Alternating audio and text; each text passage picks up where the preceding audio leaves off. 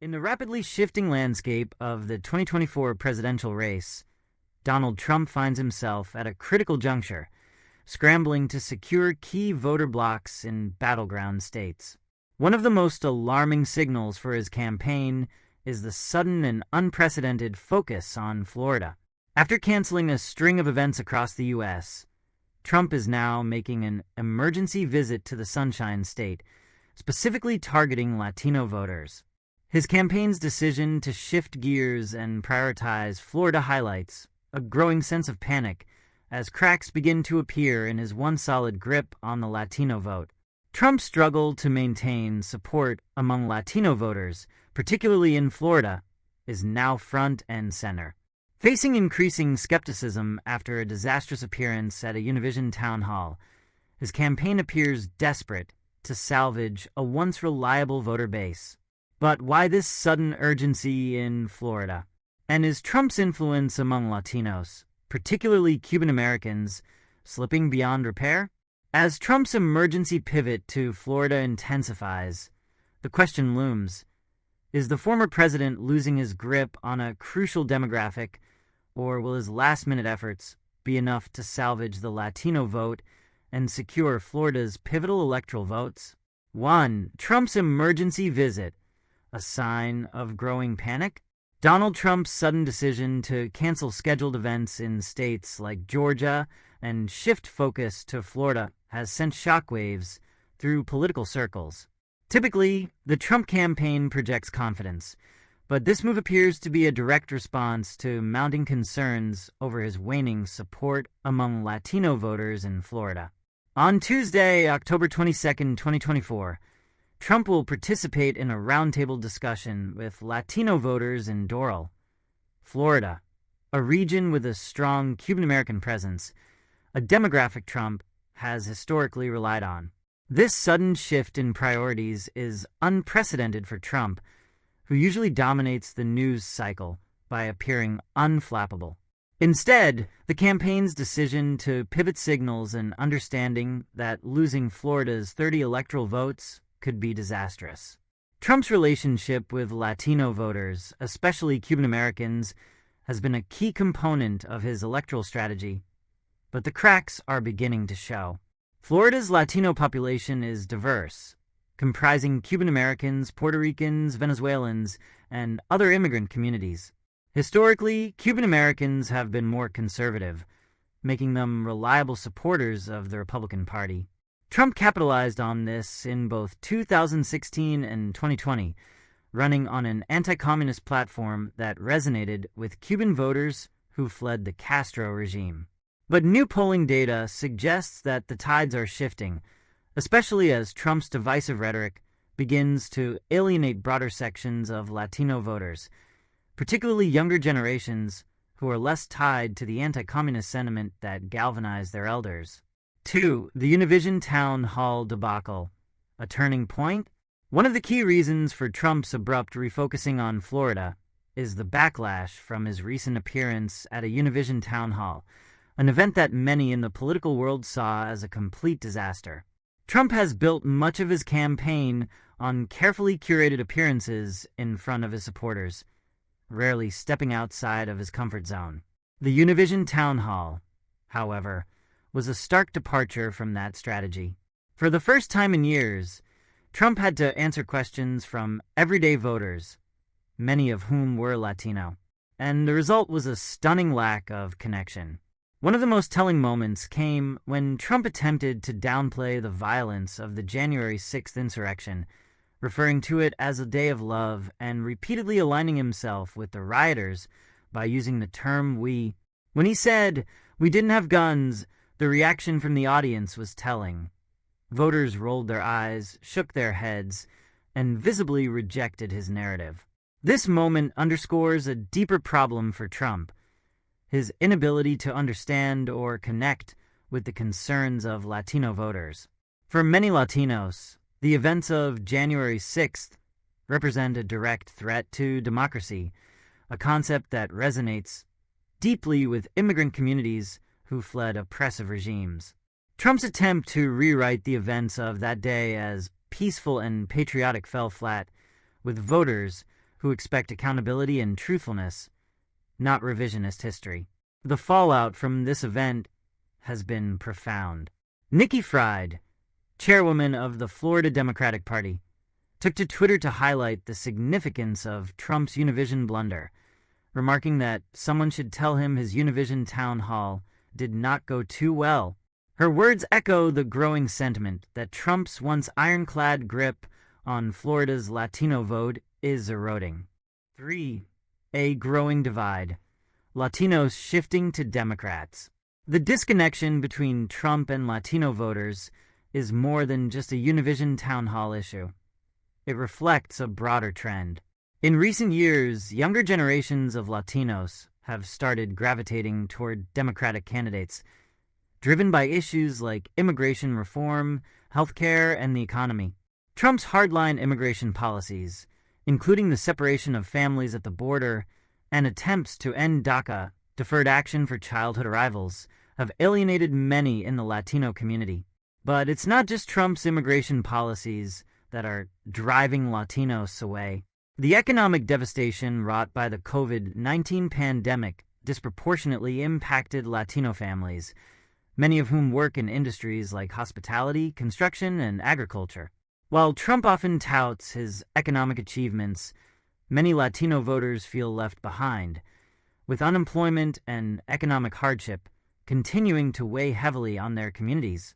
Polling from recent months indicates a significant shift in Latino support.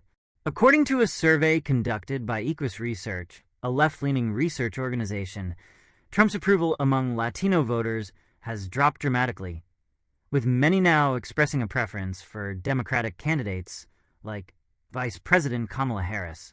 Harris, who has made concerted efforts to connect with Latino voters, has been particularly well received in Florida, where events like her Univision town hall were met with enthusiastic applause and support. 4. Kamala Harris gains momentum among Florida Latinos. In stark contrast to Trump's fumbling performance at Univision, Kamala Harris has been steadily gaining ground with Latino voters in Florida. Her town hall appearance, which followed Trump's, was widely praised for its empathetic tone and focus on key issues like healthcare, education, and immigration. Harris emphasized her background as a prosecutor, noting that her work was never defined by party lines, but by the goal of keeping people safe, an approach that resonated with many in the audience. Harris has also made significant inroads with the Cuban-American community, a historically conservative voting bloc. Social media platforms like TikTok have seen an explosion of support for Harris, with viral videos like Cubans for Kamala Harris racking up millions of views. One particularly popular TikTok video shows a Cuban-American man dancing with a sign that reads, "Cubans for Harris, Miami 305. Let's flip Florida blue." These videos reflect a growing enthusiasm for Harris among young Latino voters, who see her as a progressive leader capable of addressing their concerns. The energy behind Harris is palpable. Across Florida, grassroots movements are gaining momentum, with supporters organizing events like postcard writing parties and street marches.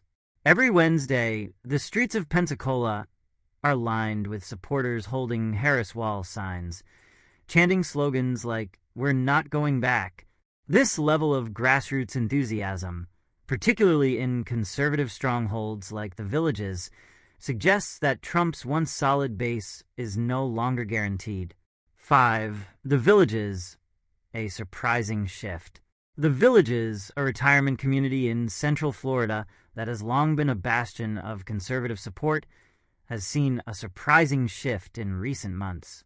Once a reliable Trump stronghold, the Villages is now home to growing support for Vice President Harris and Democratic candidates.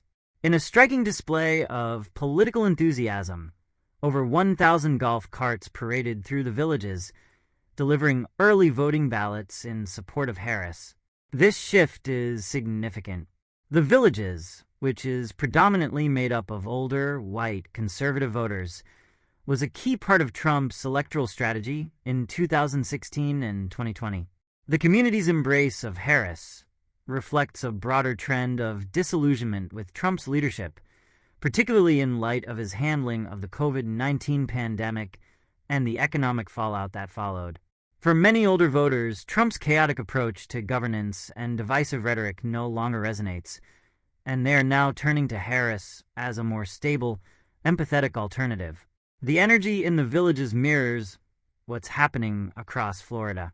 In St. Augustine, another traditionally conservative area, Harris supporters recently marched through the historic downtown chanting, "We're not going back." The momentum behind Harris is undeniable, and it represents a significant challenge for Trump as he fights to maintain his grip on Florida's electorate. 6. The abortion battle, a critical issue for Florida voters. One of the key issues driving voters to the polls in Florida this year is Amendment 4, a ballot initiative that would codify the right to an abortion in the Florida state constitution. The amendment, which has become a flashpoint in the 2024 election, seeks to overturn Florida's current 6-week abortion ban, a policy championed by Governor Ron DeSantis and supported by Donald Trump. For many Latino voters, particularly women, the issue of abortion rights is a deciding factor in this election. Polling indicates that a majority of Latino voters in Florida support the right to choose, and they view the 6-week ban as an extreme infringement on women's rights.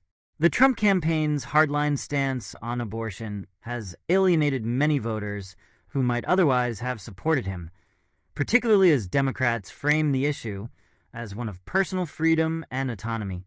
Governor DeSantis has made several attempts to derail Amendment 4, from challenging the language of the ballot initiative in court to using taxpayer funds to produce ads opposing the amendment. Despite these efforts, the amendment is gaining support. Groups like the Florida Democratic Party and Planned Parenthood have mobilized voters across the state, hosting town halls and organizing canvassing events. On the streets of Florida's major cities, pink signs reading "Vote Yes on 4" are ubiquitous. Kamala Harris has made abortion rights a central part of her campaign in Florida, and her position on the issue has resonated with voters. At a recent rally in Miami, Harris was greeted with cheers as she declared, "Abortion is on the ballot, and we're going to protect your rights." Her focus on reproductive rights, combined with Trump's perceived disconnect from the issue, has given her an edge in Florida, particularly among younger Latino voters. As Donald Trump cancels events across the U.S. to focus on Florida, it's clear that his campaign is feeling the heat. Once a reliable stronghold for the former president, Florida's Latino vote is now in jeopardy, with younger generations shifting their allegiance to candidates like Kamala Harris. The Univision town hall disaster, Trump's divisive rhetoric, and the abortion battle have all contributed to his decline in popularity among Latino voters, particularly in Florida. Meanwhile, Kamala Harris continues to gain momentum, with grassroots support growing across the state. Her message of empathy, progress, and protection of reproductive rights resonates with voters who are tired of Trump's divisive politics. As the election draws closer, Florida will remain a critical battleground, and Trump's fate may very well be determined by his ability or inability to win back the Latino vote.